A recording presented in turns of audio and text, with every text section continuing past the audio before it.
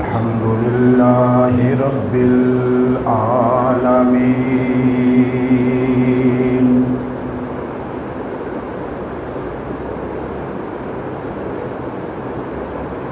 والعاقبة للمتقين والصلاة والسلام على سيد الرسل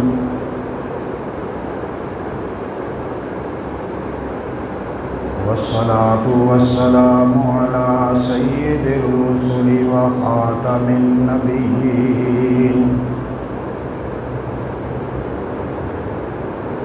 وعلى آله وأصحابه الطيبين الطاهرين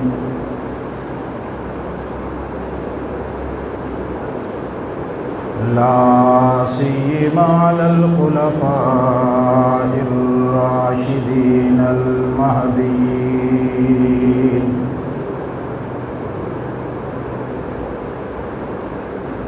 ولعنة الله على أعدائهم وأعداء الإسلام والمسلمين أما بعد أعوذ بالله من الشيطان الرجيم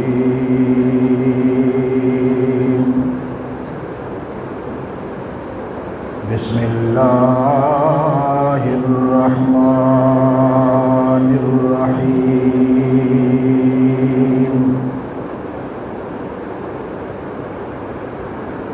هو الذي بعث في الأميين رسولا منهم يتلو عليهم آياته ويزكيهم ويعلمهم الكتاب والحكمة وإن كانوا من قبل لفي ضلال مبين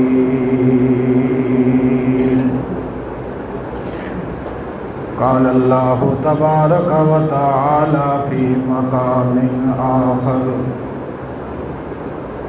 لقد كان لكم في رسول الله أسوة حسنة صدق الله العظيم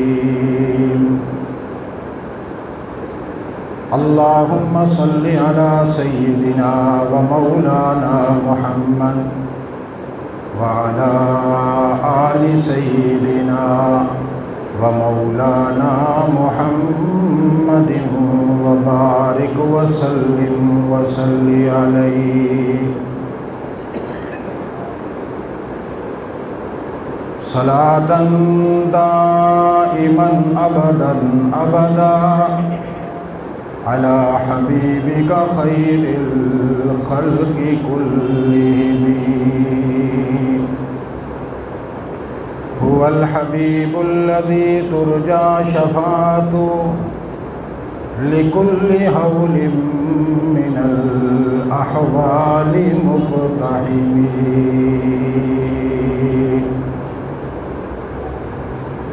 تلاوت کردہ قرآن عظیم کا مختصر اور جامع حصہ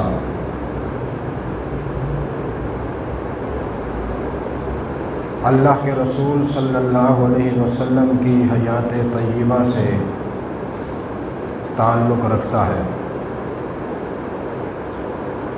اور اسی حیات طیبہ کو ہر جمعہ میں تدریجاً بیان کیا جاتا ہے۔ اللہ کے رسول صلی اللہ علیہ وسلم کے جامعہ اور مدرسہ کے ایک عظیم الشان طالب علم اور صحابی رسول ابو ذر غفاری رضی اللہ تعالی عنہ کی بیان کردہ روایات آپ حضرات کے سامنے بیان ہو رہی تھی۔ ان میں سے ایک روایت جس میں حضرت ابو ذر غفاری رضی اللہ تعالی عنہ نے بیان فرمایا کہ مجھے میرے خلیل رسالت مآب صلی اللہ علیہ وسلم نے 7 چیزوں کی وصیت کی اور حکم فرمایا۔ ان میں سے پہلی چیز تھی حب مساکین، جس پر میں نے مختصراً گفتگو گزشتہ جمعہ کر دی تھی۔ حب مساکین کے بعد دوسری چیز جو اللہ کے رسول صلی اللہ علیہ وسلم نے انہیں وصیت کے طور پر بیان فرمائی وہ یہ ہے کہ اے ابو ذر، جب بھی تو کسی کو دیکھے تو ہمیشہ اپنے سے نیچے والے درجے کے انسان کو دیکھنا، اپنے سے اوپر والے درجے کے انسان کو نہ دیکھنا۔ ان انظر الی من هو دونی، میرے خلیل نے، اللہ کے رسول نے مجھے وصیت فرمائی میں دیکھوں اس شخص کو کہ جو مجھ سے کم درجے کا ہے، ولا ان انظر الی من هو فوقی، اور میں اس انسان کی طرف نہ دیکھوں جو دنیاوی لحاظ سے مجھ سے آگے ہے، اوپر ہے، مالدار ہے، طاقت والا ہے۔ اب یہاں آپ ذرا غور کریں، پہلی چیز بیان فرمائی حب مساکین،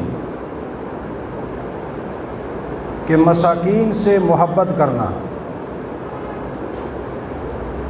اور دوسری نصیحت فرمائی کہ ہمیشہ اپنے سے کم درجہ کے لوگوں پر نظر رکھنی ہے، اپنے سے اوپر کے درجے کے لوگوں پر نظر نہیں رکھنی۔ اور یہاں یہ بات انتہائی گہرائی سے اپنے دل میں بٹھا لیں کہ یہاں کم درجہ اور اوپر والا درجہ دینی لحاظ سے مراد نہیں، دنیاوی اسباب اور مال و متاع کے لحاظ سے مراد ہے، کیونکہ دینی اعتبار سے اپنے سے فوق کو دیکھا جاتا ہے، اپنا سے ادنا کو نہیں دیکھا جاتا۔ اگر کوئی شخص دینی اعتبار سے ہم سے اوپر ہے، آگے ہے، بڑا ہوا ہے، تو ہماری نظر اس پر ہونی چاہیے کہ جیسے وہ اللہ کی عبادت میں اور اللہ کی رضا میں آگے بڑھ رہا ہے، ہمیں بھی اس کی طرح آگے بڑھنا چاہیے۔ اسی لیے قرآن حکیم نے پوری امت کو یہ مسئلہ سمجھایا کہ جب بھی راہ ہدایت پر تم چلو اور راہ ہدایت کو اختیار کرو تو اپنے سے بالا تر جماعت کو دیکھنا، اور وہ بالا تر جماعت وہ ہے جنہیں اصحاب محمد کہتے ہیں۔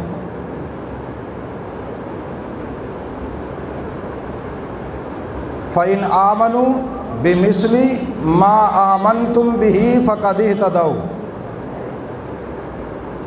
راہ ہدایت پر تمہاری کامیابی اسی وقت ہے کہ جب تم اپنے سے فوق، اپنے سے بہتر، اونچے درجے کے لوگ جنہیں قرآن پاک نے ہدایت کا محور و مرکز قرار دیا ہے، تمہاری نگاہ ان کی طرف ہونی چاہیے۔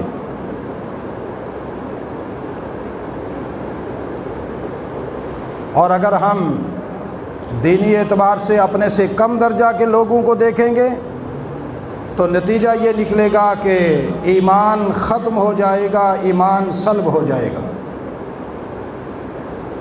مثال کے طور پر ایک آدمی دینی اعتبار سے درمیانی حیثیت رکھتا ہے،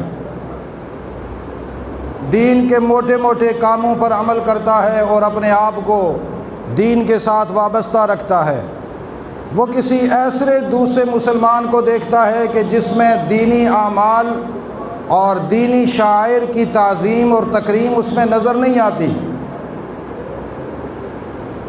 لیکن وہ اپنے آپ کو مسلمانوں کی صف میں شمار کرتا ہے، کلمہ گو ہے، کلمہ پڑھنے والا ہے، اب یہ ادنا درجے کا ہے، اور جو دین کے احکامات پر اپنے آپ کو چلا رہا ہے اور عمل کر رہا ہے یہ اس سے اعلیٰ درجے کا ہے۔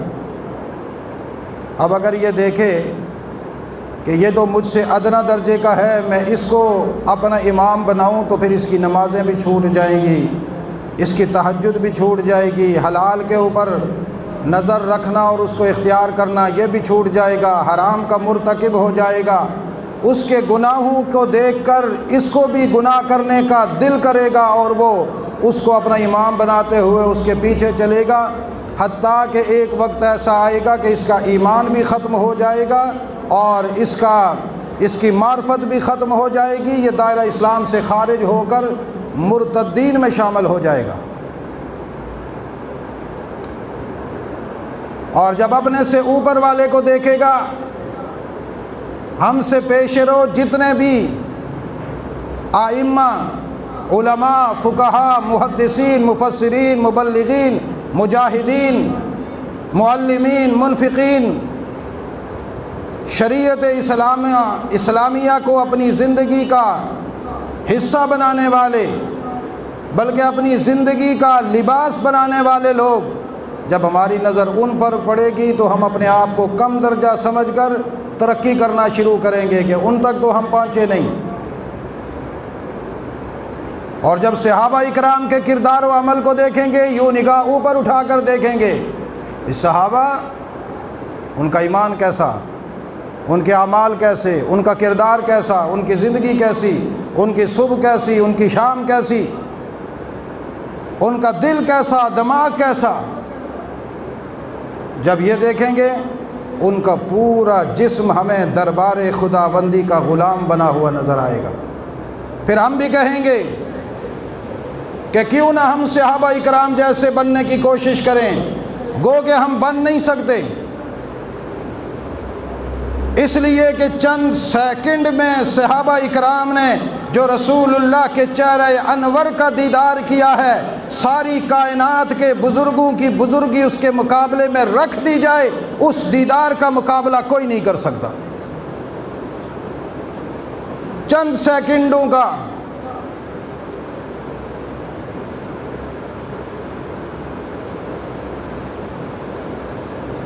لیکن جس منہج پر صحابہ اکرام نے اللہ اور اللہ کے رسول کی غلامی کی ہے، اس منہج کو ہر امتی اختیار کر سکتا ہے اور قرآن حکیم نے اختیار کرنے کی ترغیب دی ہے۔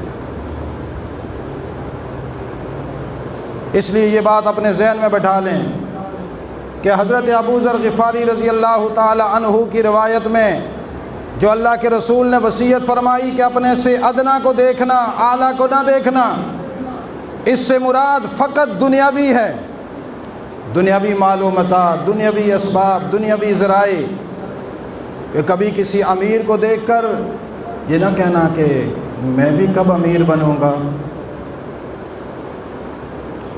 اس نے بڑا نام کما لیا سیاست میں کب اپنا نام کماؤں گا، اس نے 3، 4، 5، 8 گھر بنا لیے، میرا تو ابھی تک کرائے کا ہے، میں کب بناؤں گا۔ اس کو ماننے والے سینکڑوں میں، ہزاروں میں ہیں، میں کب بنوں گا۔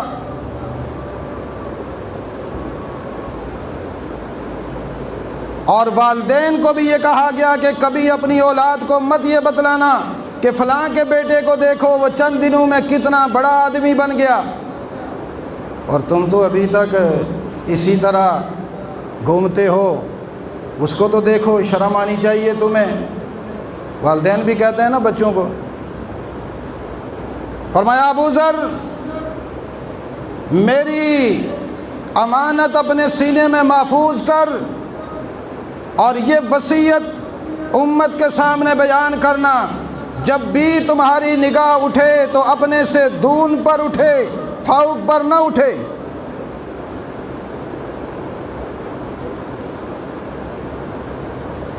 اس کی پہلی وجہ یہ ہے کہ جب آدمی اپنے سے کم درجہ کے انسان کو دیکھے گا تو فوراً اللہ کا شکر ادا کرے گا، اے اللہ تیرا شکر ہے کہ تو نے مجھے سائیکل دی ہے، فلاں کے پاس تو سائیکل بھی نہیں ہے، وہ پیدل چلتا ہے۔ اے اللہ تیرا شکر ہے، تیری یہ نعمت میرے پاس موجود ہے۔ اے اللہ شکر ہے تو نے مجھے کرائے کا گھر دیا، لیکن گھر تو پکا ہے، میں کسی خس و خاشاک کی جھونپڑی میں تو نہیں رہتا۔ جب کسی کمزور کو دیکھے گا تو یوں کہے گا،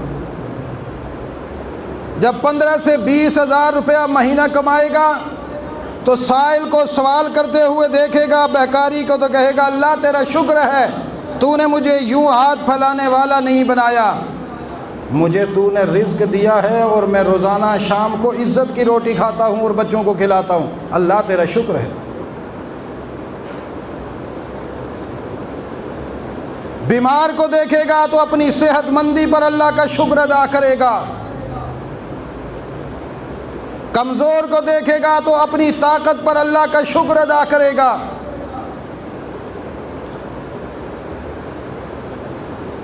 اور اپنے سے اوپر والے کو دیکھے گا، مالدار کو، تو کہے گا اللہ غربت کے لیے تجھے میں ہی نظر آیا تھا اور کوئی نظر نہیں آیا۔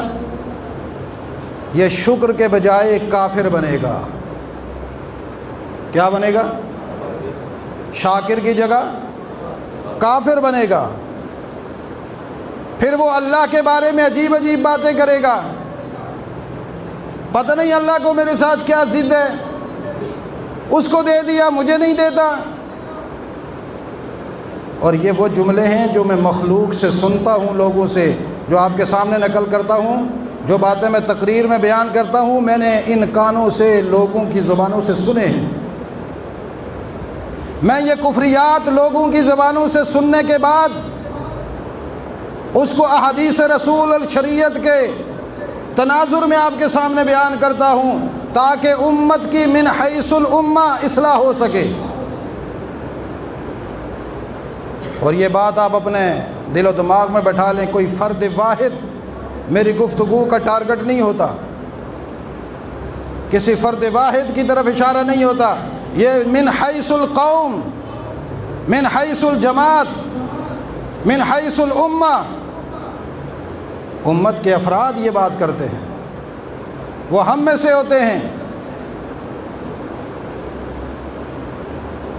میں نے کئی دفعہ دیکھا، بھائی تم نماز کیوں نہیں پڑھتے ہو؟ نماز پڑھ کے کیا کریں؟ اللہ نے مجھے دیا کیا ہے جو میں اس کی نمازیں پڑھوں؟ اس دن پڑھوں گا جس دن اللہ تعالیٰ مجھے کچھ دے گا، تو پھر اب میں کیا کہوں ایسے آدمی؟ آپ مجھے بتائیں، یہ مسلمان ہے؟ پھر جب وہ مرتا ہے تو لوگ ہمیں کہتے ہیں جی اس کا جنازہ بھی پڑھائیں، یہ جنازہ پڑھانے کے قابل ہے؟ وہ بیمار ہوتا ہے تو لوگ کہتے ہیں اس کے لیے دعا کریں، کیا اس کے حق میں دعا کرنی جائز ہے؟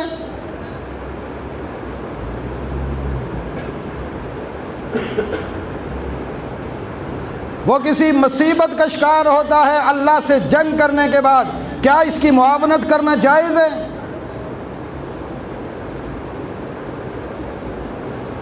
وہ اللہ سے جنگ کرے، اللہ کی توہین کرے، اللہ کے مقابلے میں آئے اور خدا کے سامنے ضد کرے، اور میرا سادہ مسلمان کہتا ہے نہیں یہ بڑا سادہ آدمی ہے، اس سے غلطی ہو گئی ہے۔ ایسے سادوں کی خدا کو ضرورت نہیں ہے، نہ اسلام کو ضرورت ہے۔ اپنے سے دنیاوی لحاظ سے اوپر والے کو دیکھیں گے، انسان کفر کی طرف جائے گا، اپنے سے نیچے والے کی طرف دیکھیں گے، انسان شکر کی طرف جائے گا، اور دینی لحاظ سے اپنے سے اوپر والے کو دیکھیں گے، انسان کاملیت کی طرف جائے گا، صاحب ایمان بنے گا، اعلیٰ درجہ پائے گا، اور دینی لحاظ سے اپنے سے ادنا درجے والے کو دیکھیں گے تو کفر میں داخل ہوگا۔ شریعت کا بھی بڑا بہترین انداز ہے کہ دین کے لحاظ سے کس کو دیکھنا ہے؟ اپنے سے اوپر والے کو، اپنے سے آگے والے کو، اپنے سے اونچے کو، جو ہم سے زیادہ دین کے کام کرتا ہے ان کو دیکھنا ہے، ان کو نہیں دیکھنا کہ جو ہم سے بہت پیچھے ہیں۔ کبھی کبھی نا ہمارے مسلمان یہ ننگے سر جو نماز پڑھتے ہیں اور یہ پینٹیں پہن کر جو نماز پڑھتے ہیں اور عجیب عجیب کاچھوں میں اور نمازیں پڑھنے آ جاتے ہیں، ان سے جب کہو گا نا الو کے پٹھو نماز پڑھنے کا یہ سلیقہ نہیں ہے، کہتے ہیں جی یہ ہم تو دیکھا حرم کے اندر بھی تو لوگ اس طرح پڑھتے ہیں، وہاں ان کی ہو جاتی ہے تو ہماری نہیں ہوتی۔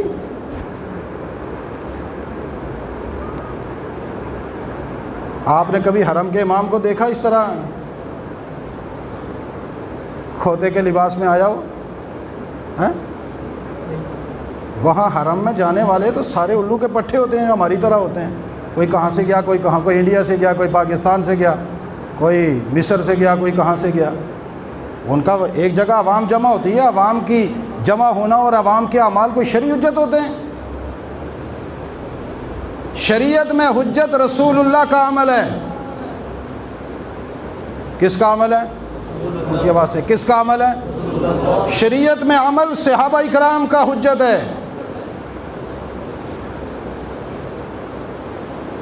انسانوں میں سے شریعت کا عمل پہلے نمبر پر امام الانبیاء سیدنا و مولانا محمد الرسول اللہ کا، دوسرے نمبر پر تمام صحابہ اکرام علیہم الرضوان کا، اس کے بعد کسی آدمی کا کوئی عمل حجت نہیں ہے۔ اگر وہ صحابہ اکرام اور رسول اللہ کی سنت میں داخل ہوگا تو اس کا عمل حجت ہوگا، ورنہ اس کا کوئی عمل حجت نہیں ہے۔ اور یہ لوگ اپنے سے ادنا کو دیکھ رہے ہوتے ہیں۔ جو آدمی اپنے سے ادنا کو دیکھتا ہے دینی لحاظ سے، اس کا انجام یہی ہوتا ہے کہ پھر وہ اللہ کے دربار میں آئے گا تو باغی بن کر آئے گا، اللہ کے گھر میں آئے گا تو وہ لچا لفنگا بن کر آئے گا، اللہ کے گھر میں آئے گا تو اس انداز سے آئے گا کہ جیسے یہ کتے لڑانے جا رہا ہے۔ میں بعض دفعہ مسجد میں آتے ہوئے لوگوں کو دیکھتا ہوں، مسجد میں داخل ہونے کا انداز بھی بڑا عجیب ہے۔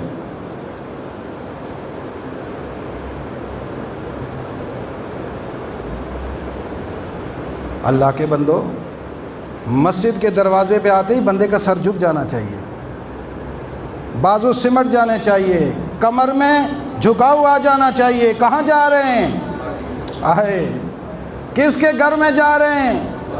کب کبھی طاری ہو جانی چاہیے، آنکھوں میں آنسو ہونے چاہیے، دل میں زلزلہ طاری ہو جانا چاہیے، جسم میں اضطراب ہونا چاہیے، قلب و جگر کے اندر محبت الہی ہونی چاہیے، خوف الہی ہونا چاہیے، اللہ کی ذات کا رعب اور دبدبہ ہونا چاہیے۔ بڑی ذات کے گھر میں جا رہے ہیں، اس سے ہم کلامی ہوگی، بات ہوگی، اپنا چہرہ اس کو دکھائیں گے کیسے؟ ہم گناہ گار ہیں، سیاہ کار ہیں، بدکار ہیں، اس کے سامنے جا رہے ہیں، کہیں ہمیں پکڑ ہی نہ لے۔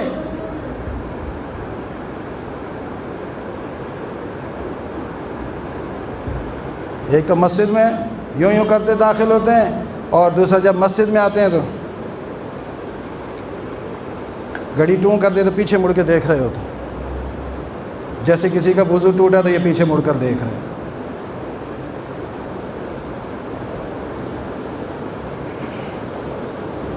آپ خود ہی مجھے بتائیں، یہ ادائیں ہماری اسلامی ہیں؟ یہ مسلمانوں والی ادائیں ہیں؟ یہ اس لیے ہو رہا ہے کہ ہم دینی اعتبار سے اپنے سے نیچے والے کو دیکھ رہے ہیں اور دنیاوی اعتبار سے اپنے سے اوپر والے کو دیکھ رہے ہیں۔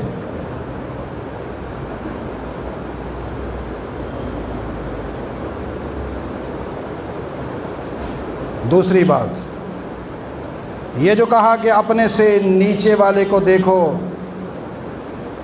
ہمیشہ اپنے سے اوپر والے کو مت دیکھو، اس کی دوسری وجہ یہ ہے کہ انسان معاشرے کے کمزور طبقے سے محبت کرنے والا بنے گا۔ پہلے نمبر پر اللہ کا شکر کرنے والا بنے گا، دوسرے نمبر پر یہ معاشرے کے کمزور لوگوں سے محبت کرنے والا بنے گا، جس کی وجہ سے اس کے دل میں جو تکبر ہے وہ ختم ہوگا، یا عاجز بنے گا۔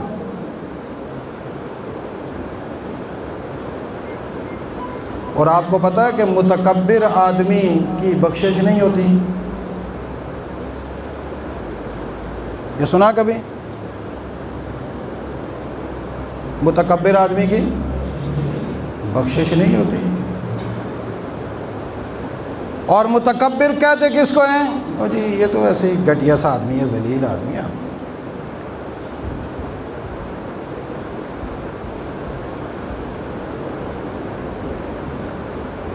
کہتے ہیں نا، لوگ نہیں کہتے وہ ایسے ہی ذلیل آدمی ہے جی، کمزور ہیں تو ہم ہیں اصل میں. تو ویسے میں نے خنزیر کو بھی دیکھا ہے کہ وہ بھی کہتا ہے میں ہی ہوں اور کوئی بھی نہیں ہے. آپ نے دیکھا کبھی خنزیر کو چلتے ہوئے؟ کس نے دیکھا ہے؟ بس دو بندوں نے دیکھا ہے. آپ نے بھی دیکھا ہے؟ کسی اور نے دیکھا ہے؟ سب جھوٹ بولتے ہیں، سب نے دیکھا ہوا ہے.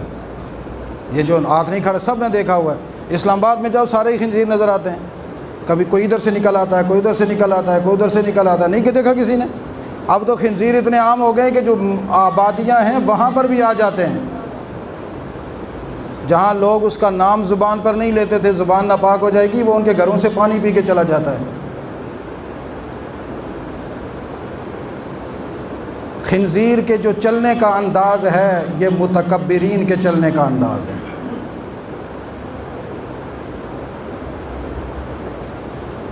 خنزیر جب بھی چلتا نا، اب جنگل میں ان کے میں سے کسی کی طرف نہیں دیکھتا، منہ بنایا ہوا نا، اس کے کہنے کا مطلب یہ ہوتا ہے کہ میں ہی سب کچھ ہوں، باقی کوئی بھی نہیں ہے. شریعت کہتی ہے اپنی نگاہ کھول، گردن کو ادھر کر، دائیں بھی دیکھ، بائیں بھی دیکھ، پیچھے بھی دیکھ، آگے بھی دیکھ، ہر طرف دیکھ. اپنے سے کمزور کو دیکھ، اس کی کمزوری کو دیکھ کر اس سے محبت کر. جب تو غور سے دیکھے گا مساکین تجھے نظر آئیں گے، ان سے تیری محبت پیدا ہوگی. زمین پر تو مسکینوں سے محبت کرے گا، عرش برین پر خالق تجھ سے محبت کرے گا.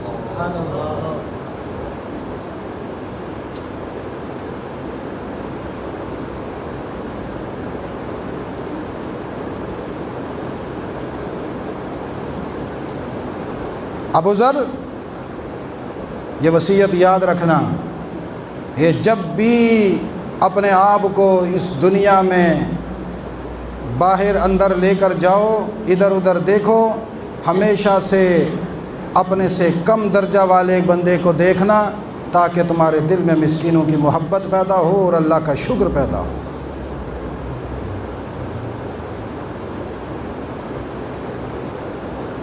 یہ جو جملہ ہے یہ سنو میرا، یہ جو جملہ ہے کہ اپنے سے کمزور لوگوں پر نظر رکھنا اور اپنے سے اوپر والے دنیاوی لوگوں پر نظر نہ رکھنا، سب سے پہلے اس میں خود اس انسان کی جس کو حکم دیا جا رہا ہے نظر رکھنے کے لیے، اس کی اپنی عزت کا تحفظ ہے. کس کا تحفظ ہے؟ اونچی آواز سے، کس کا تحفظ ہے؟ اپنی عزت کا تحفظ ہے. غریب امیر مالدار تڑپ جائے، یہ میری طرف دیکھتا کیوں نہیں ہے، یہ کہے در کتے تو دیکھنے کے قابل ہی نہیں ہے. میرے نبی نے فرمایا اپنے سے ادنا کو دیکھ، میں ادھر دیکھوں گا جہاں میرے نبی نے فرمایا تھا. تاکہ مالدار سرمایہ دار طبقہ تمہاری طرف دیکھتے دیکھتے تھک جائے، کبھی تو میری طرف منہ کر کے یہ غریب دیکھے، میں ترس گیا ہوں اس کی نگاہ کو، اور یہ کہے تو ملعون ہے، میں تجھے نہیں دیکھ سکتا، میں دیکھوں گا تو اس کو دیکھوں گا جو مجھ سے ادنا ہے، میرے نبی نے فرمایا. اور جب مسکین اور غریب اور کمزور، متوسط، سفید پوش طبقہ اپنے اندر یہ جرت پیدا کر لے، پھر یہ دنیا کے سرمایہ دار نظام کے علم بردار نہ کبھی تمہاری ضمیر کو خرید سکیں گے، نہ تمہاری عزت کو خرید سکیں گے، نہ تمہارے وقار کو چھین سکیں گے تم سے، اور نہ کبھی تم پر یلغار کر سکیں گے.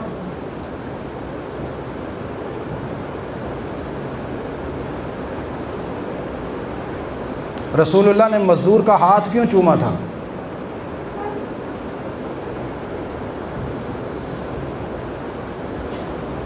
آپ کو پتہ ہے رسول اللہ نے مزدور کا ہاتھ چوما تھا؟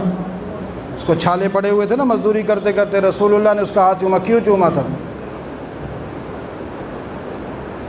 اس لیے چوما تھا کہ یہ جو محنت کش ہے، مزدور ہے، حلال رزق کمانے والا ہے، یہ میرے معاشرے میں سرمایہ دارانہ نظام کا کلا کما کر رہا ہے، خودداری پیدا کر رہا ہے، اور میری قوم سے غلامی کو چھین کر اپنے پاؤں پہ کھڑا ہونے کا ایک محنت کا زاویہ دے رہا ہے۔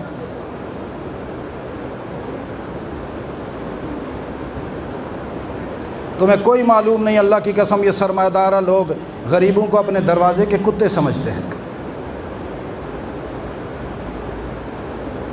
آخری بات میں کر کے بات ختم کرتا ہوں۔ میرے خیال میں سمجھانے کے لیے باتیں تو کافی ہو گئی۔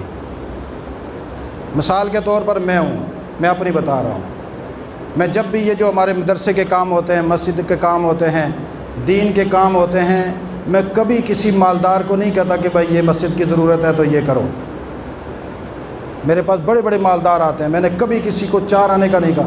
مجھے کئی دفعہ ساتھی کہتے ہیں اس کو کہنا یہ کر دے گا، میں کہتا ہوں میں اس کی دولت پہ پیشاب کرتا ہوں۔ میں ہمیشہ غریبوں کو کہتا ہوں، کمزوروں کو کہتا ہوں، سفید پوشوں کو کہتا ہوں، جن کی آمدنی کے ذرائع محدود ہیں، ان پہ تقسیم کر دیتا ہوں، 5,000 تو نے دینا ہے، 2,000 تو نے دینا ہے، 8,000 تو نے دینا ہے۔ کیوں؟ اس لیے کہ تاکہ یہ جو متوسط طبقہ ہے، سفید پوش طبقہ ہے، خوددار طبقہ ہے، اس کے حلال کا رزق اللہ کے گھر میں لگے، دینی مدرسے کے طلباء پہ لگے۔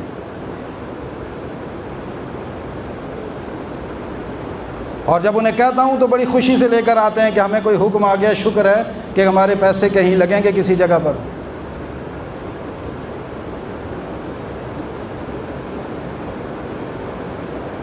اور میں نے یہ منشور اپنی زندگی کا بنایا، یہ سارا نظام آپ کے سامنے الحمدللہ۔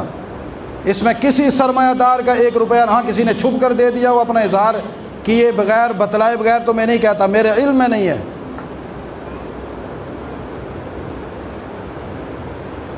یہاں پر جو طلباء طالبات پڑھتے ہیں تقریباً 70 کلو آٹا روز لگتا ہے۔ کتنا؟ 70 کلو آٹا روز لگتا ہے۔ آپ کیا کہتے ہیں فری میں کوئی دیتا ہے؟ یہ آپ جیسے محنت مزدور والے لوگ جو آ کر اللہ کے دین کی سرفرازی اور اشاعت کے لیے دیتے ہیں، اور یہ الحمدللہ طلباء کھاتے ہیں اور مستقبل کے قومی معمار بنیں گے۔ میں سمجھانے کی بات میں یہ کر رہا تھا، اپنے اندر خودداری پیدا کرو، قوم کو بتلاؤ، نوجوانوں کو بتلاؤ۔ خودداری پیدا کرو گے تمہارا نظام پھر بھی چلے گا، لیکن کبھی کسی بڑے آدمی کے سامنے تمہاری آنکھیں نیچے نہیں ہوگی۔ سرمایہ دارانہ نظام کے مقابلے میں اپنے دماغ میں بغاوت رکھو، بغاوت میرے نبی کے دین کی بنیادی اساس ہے۔ یہ قوموں کو بتلاؤ، اپنی قوم کو غلامی سے نکالو۔ ہمارا وقت گزر گیا ہے،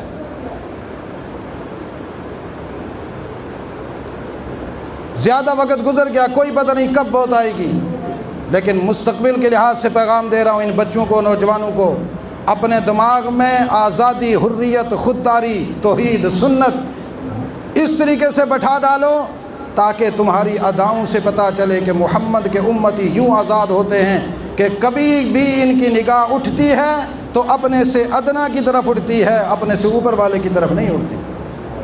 اور اپنے سے اوپر والے کی طرف تبھی اٹھے گی کہ جب کسی دیندار کو دیکھیں گے، اپنے سے زیادہ دین پر عمل کرنے والے کو دیکھیں گے تو کہیں گے یہ ہمارا امام ہے، یہ ہمارا بڑا ہے، ہمارا پیشوا ہے، اس کو دیکھ کر آگے چلیں گے۔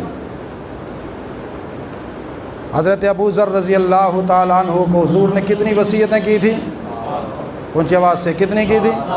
پہلی وصیت کیا تھی؟ مسکینوں سے محبت کرنا۔ دوسری وصیت کیا تھی؟ کہ ابو ذر جب بھی تم دنیا کے لحاظ سے نظر ڈالو تو ہمیشہ اپنے سے ادنا پہ ڈالنا، اپنے سے کم درجے والے پہ ڈالنا، اپنے سے اوپر والے درجے پہ نہ ڈالنا۔ باقی 5 انشاءاللہ اگلے جلوموں میں آہستہ آہستہ بیان کریں گے۔ اللہ ہمیں عمل کی توفیق نصیب فرمائے۔